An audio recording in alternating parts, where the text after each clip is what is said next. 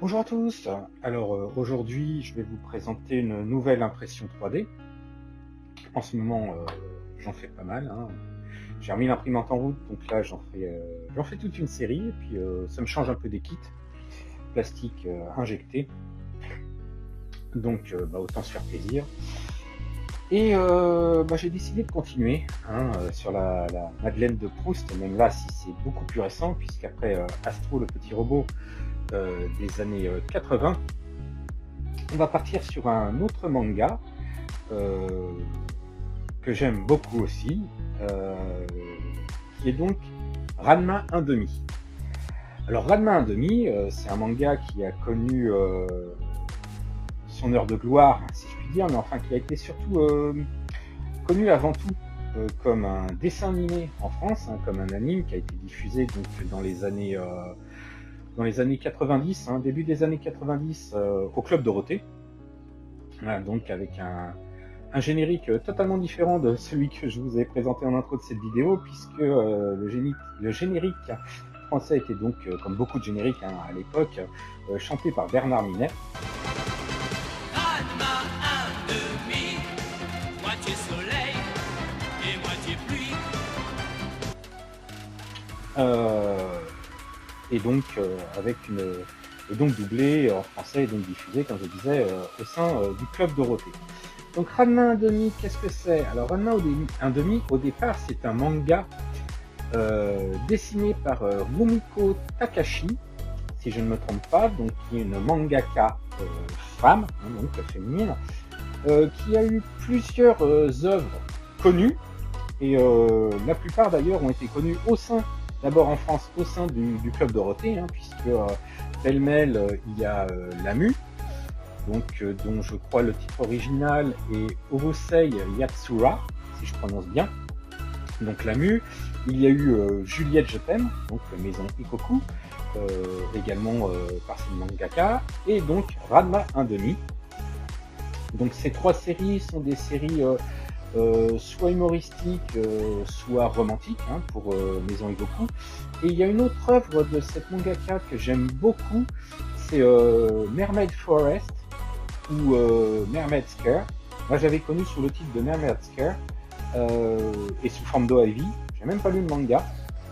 Donc j'aime beaucoup cette histoire, qui est une histoire très sombre, limite dramatique. Mais revenons à notre sujet, donc Ranma 1/2. Alors Ranma 1/2, c'est une histoire beaucoup plus légère, beaucoup plus sympathique, puisque donc c'est un manga qui a été publié de 1987 à 1996. Donc la première édition comportait 38 volumes, si je me souviens bien, et une édition collector, ou perfect édition, est sortie par la suite en 20 volumes. Ça a été donc également, comme je l'ai dit, un animé qui a été diffusé au Japon de 1989 à 1996, qui comporte 161 épisodes, plusieurs OAV, dont le dernier a été fait en 2010, donc par rapport à la fin de la série très tardivement, et de mémoire plusieurs jeux vidéo, dont 3 sur Super Nintendo ou Super Famicom, qui étaient des jeux de combat à la Street Fighter, mais beaucoup moins techniques, beaucoup plus légers, où on retrouvait bien le ton de l'anime et de la série.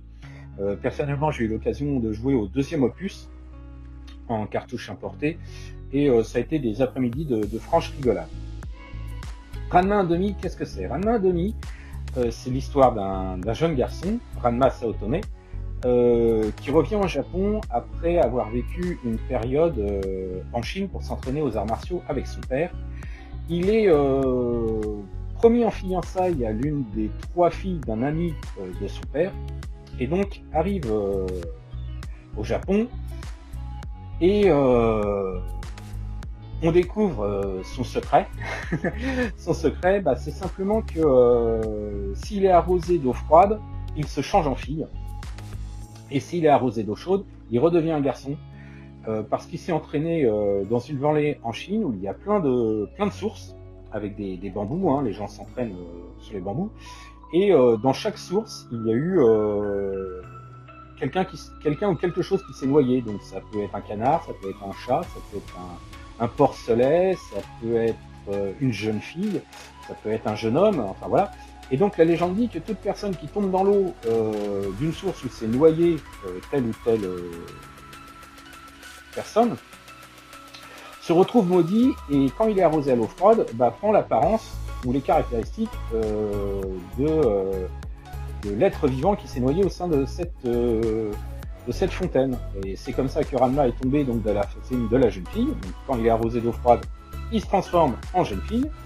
Son père, Genma, lui est tombé dans la source du panda. Et il y a plein d'autres personnages qui, eux, sont tombés dans des tas de sources différentes. Je vous en dis pas plus pour pas vous spoiler. Et à côté de soi, il y a d'autres personnages assez caricaturaux comme Apusai, Maître Ernestin en français, qui est un petit vieux rabougri qui doit faire 50 cm de haut, mais ultra puissant au niveau des arts martiaux, mais également un vieux pervers qui adore voler la lingerie des jeunes filles. On peut y voir quand même quelques points communs avec notre ami Tortue Géniale, qui lui aussi est très fort en arts martiaux, est très vieux et est assez porté sur la lingerie et la jambe féminine. Mais la comparaison s'arrête là. Donc le fichier 3D que j'ai imprimé, c'est Ranma en version jeune fille. Donc comme vous pouvez voir, c'est un fichier 3D qui ne comporte pas énormément de pièces, puisqu'il y a le socle, le torse avec les mains. Hop, si Monsieur Focus veut bien. Alors attendez, voilà, ça va peut-être être mieux comme ça. Voilà. Donc le torse avec les mains. Le visage. Avec la natte caractéristique du personnage de Ranma. Très fragile. Hein, c'est le troisième visage que j'imprime parce que je casse la natte systématiquement. Le bas du corps. Donc avec la tunique, le pantalon. Alors faites pas attention là aux marques blanches, hein, je vous expliquerai, c'est pas un problème d'impression. Et le socle, tout bête, qui a ici une petite zone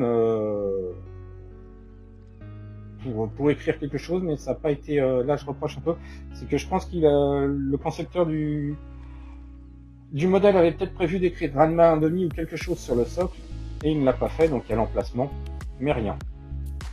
Donc voilà. Alors j'ai légèrement commencé à travailler cette impression 3D. Donc en fait les marques blanches que vous avez là, c'est pas de la résine solidifiée.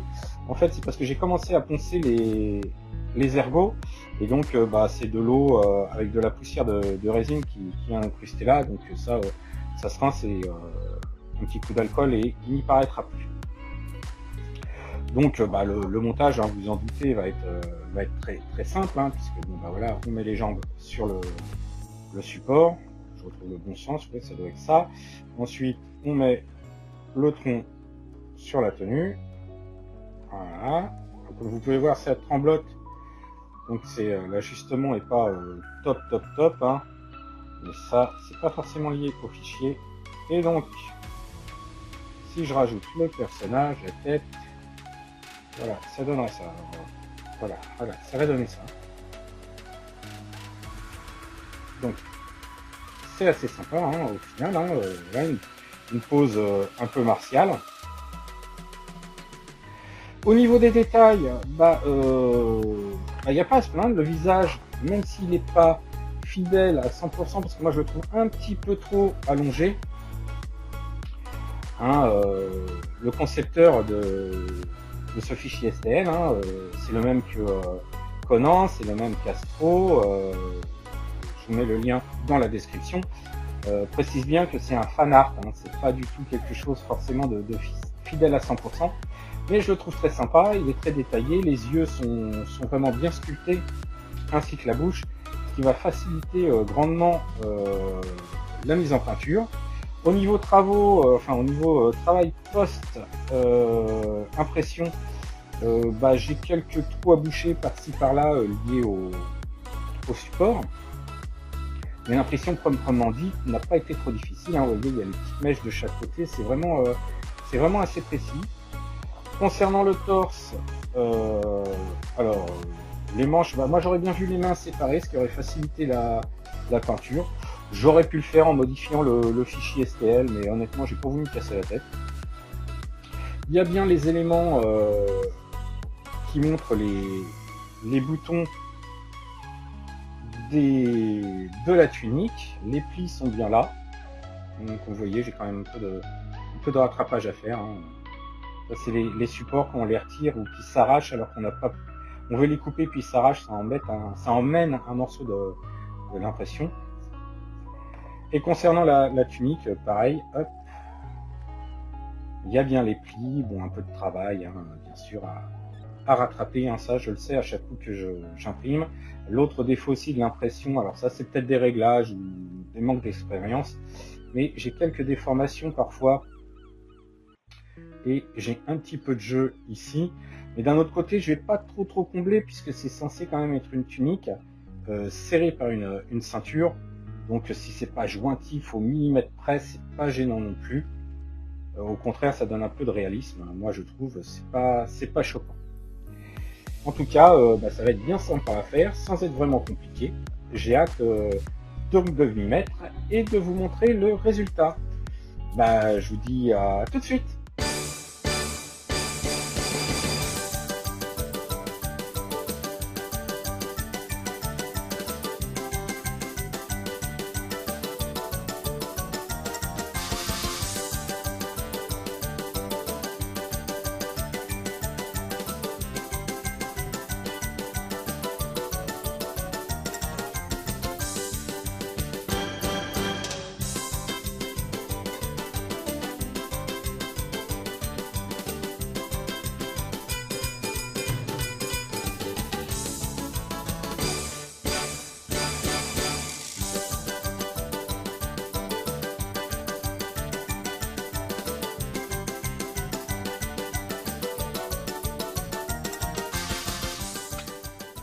Et voilà, c'est terminé. Donc, assemblé, peint, poncé, mastiqué, enfin voilà. Tout le travail est fait pour ce résultat donc de cette figurine imprimée en résine 3D de Ranma 1/2. Que dire comme d'habitude hein, sur ce type de travail. Alors attendez, on va arrêter le petit carrousel. Voilà, ça sera plus simple pour vous présenter donc le résultat. Donc le gros du travail, ça a été surtout tout ce qui est préparation, hein, puisque le gros défaut des impressions 3D, en tout cas en ce qui me concerne, c'est de se débarrasser des marques de support.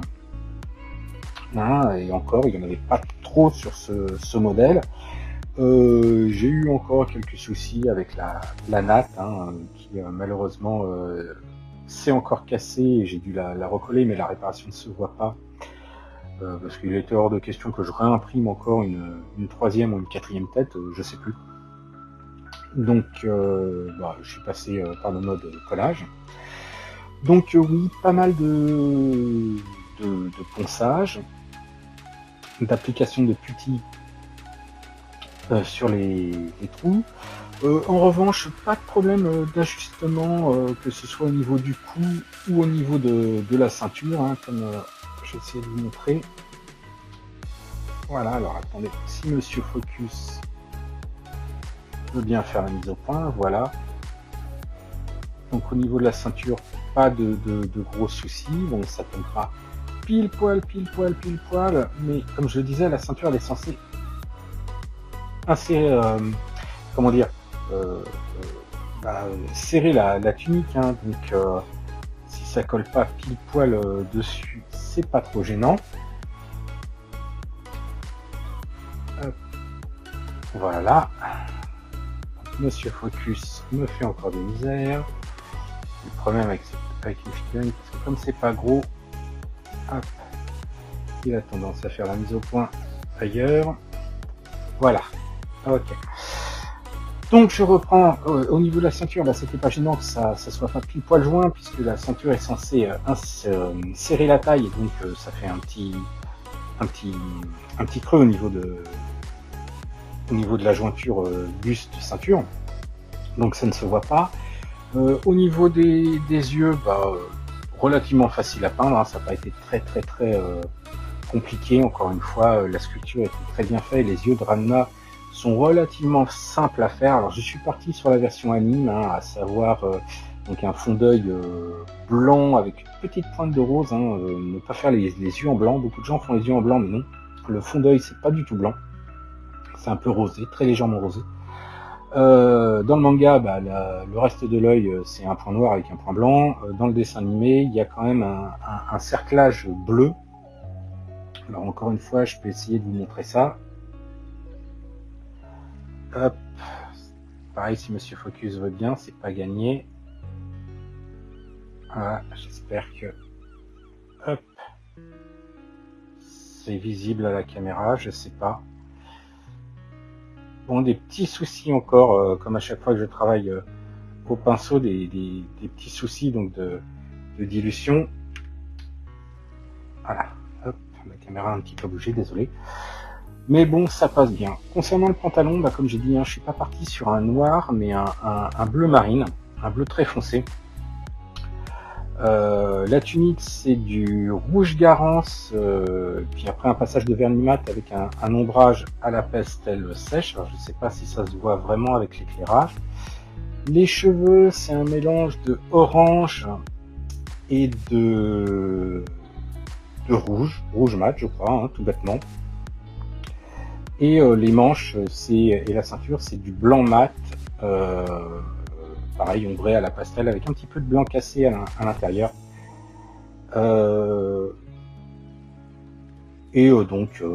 Par ça, rien de bien particulier, hein. Le dessous des chaussures, c'est un espèce de gris.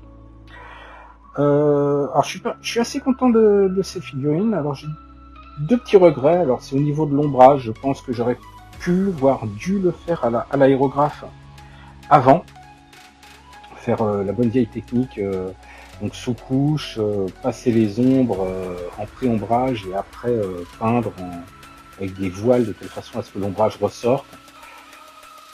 J'ai hésité, j'ai voulu passer par le post-ombrage avec la pastel, mais bon, ça ressort un peu moins, mais c'est jouable. Sur les cheveux, ça se voit, alors pas du tout à la caméra, enfin ça passe très très mal à la caméra, mais il y a eu un ombrage et un éclaircissement en vitrine, avec l'éclairage de ma vitrine, ça se voit plutôt bien. Et l'autre chose, si je devais refaire cette figurine, à l'impression, je changerais la position des mains, hein, je les sectionnerais et puis je les imprimerais à part, ou alors je les repositionnerais mais plus haut sur la manche, pour pas que ce soit au milieu là. Alors ça donne un effet de dynamisme, mais ça fait très cartoon, ça fait pas du tout réaliste. Et donc j'aurais peut-être positionné les mains en haut pour que la manche soit plus vers le bas, quelque chose d'un peu plus réaliste, un peu plus classique. Mais sinon, voilà. Ce créateur fait des figurines un peu dans ce style-là, hein, plutôt cartoon, même sur de l'animation. C'est pas une copie conforme de ce qu'on peut voir soit dans les mangas, soit à l'écran dans les animes. Hein. Ce concepteur de 3D de figurines a tendance un peu donner un effet cartoon à ses diverses productions. Alors après on aime, on n'aime pas. Il a fait une version de John Wick que j'aime pas du tout. Par contre, il a fait des adaptations d'autres personnages que j'ai bien aimé. Hein. J'en ai fait quelques-uns, j'en ai d'autres de prévus, mais pas tout de suite. Là, je travaille sur d'autres impressions 3D, mais dans un tout autre univers. Hein. Vous verrez ça très bientôt. Puisque là, en ce moment, je suis à fond dans l'impression 3D. Hein. Les kits plastiques, j'en ai deux qui m'attendent là, mais pour l'instant, j'ai imprimé pas mal de choses, donc je vais me lancer plus dans la figurine résine en ce moment, ou diorama résine, hein, vous verrez bien. Si j'arrive jusqu'au bout des projets que je me suis mis en tête de faire. Et donc, ce Ranma est bien sympa. Moi, j'ai bien aimé. J'aimerais bien trouver une version masculine pour la mettre à côté, mais qui soit à peu près dans le même style, hein, un style un peu cartoon, ce que j'en ai trouvé, mais qui n'était pas très ressemblante. On verra bien si je trouve quelque chose qui me plaît et que je donc ferai pour aller avec cette figurine là. C'est tout ce que j'avais à dire sur cette figurine, hein, donc impression 3D, que j'ai eu quand même pas mal de plaisir à faire, même si il n'y a pas eu beaucoup de travail. Ça tombe bien, j'avais pas beaucoup de temps pour le faire. Encore une fois, désolé pour le retard, hein, j'ai eu des événements extérieure, hein. Je ne fais pas que de la maquette, j'ai aussi une profession et une vie de famille. Et ces derniers temps, j'ai un peu privilégié ces deux pans-là, plus que la maquette. Donc encore une fois, désolé pour ce petit décalage d'une semaine dans la présentation de mes vidéos. Je resterai quand même sur le rythme d'une vidéo toutes les 2 semaines. Donc pas de vidéo la semaine prochaine, hein, je décale, hein, donc je décale, donc la prochaine ça sera dans 2 semaines. Sur ce, si vous avez des suggestions, des idées, des critiques, des conseils, la section commentaires est là pour ça, n'hésitez pas à l'utiliser. Je vous encourage à vous abonner si ce que je fais vous plaît, que ce soit maquette, présentation d'ouvrages ou de l'univers geek, ainsi que des impressions 3D, hein, comme je vous l'ai dit, je vais m'orienter plutôt là-dessus en ce moment. Abonnez-vous donc. Et sinon, vous pouvez suivre mes montages en temps réel sur ma page Facebook Sebgi Factory. Je vous donne rendez-vous donc normalement dans 15 jours. D'ici là, portez-vous bien et ciao!